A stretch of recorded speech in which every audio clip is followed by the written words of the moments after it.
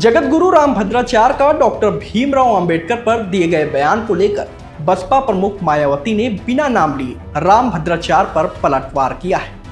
मायावती ने अपने social media platform x पर शनिवार को लिखा कि कुछ साधु संत सुर्खियों में बने रहने के लिए विवादित बयानबाजी करते हैं।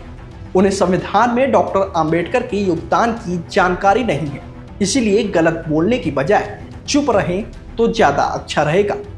इतना ही नहीं, मायावती ने यह भी कहा कि बाबा साहेब के अनुयायी मनुस्मृति का विरोध क्यों करते हैं, उसे भी अपनी जातवाद भावना को त्याग करके समझना चाहिए। इस मामले में कोई भी टीका टिप्पणी करने वाले साधु संत इनकी विद्वता के मामले में कुछ भी नहीं है। ऐसे में कुछ कहने से पहले इनको जरूर बचना चाहिए, यही नेक सलाह है। दरअसल रामभद्राचार्य ने एक इंटरव्यू के दौरान कहा था कि मनुस्मृति भारत का प्रथम संविधान है।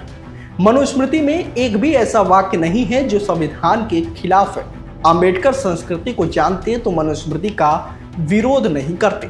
अगर वह संस्कृत जानते तो मनुस्मृति को जलाने की गलती नहीं करते। इतना ही नहीं, उन्होंने यह भी कहा कि अंबेडकर कोई सामाजिक न्याय के नायक नहीं है। अंबेडकर ने संविधान का निर्माण नहीं किया है। 100 लोगों की कमेटी थी जिसने संविधान का निर्माण किया था और वह उसके अध्यक्ष थे।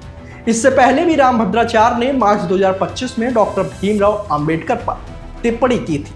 चित्रकूट के दिव्यांगराज विश्वविद्यालय में आयोजित भारतीय न्याय संहिता 2023 पर एक संगोष्ठी के दौरान उन्होंने कहा था कि डॉक्टर अंबेडकर को संस्कृत का ज्ञान नहीं था, इसीलिए उन्होंने मनुस्मृति को जलाया।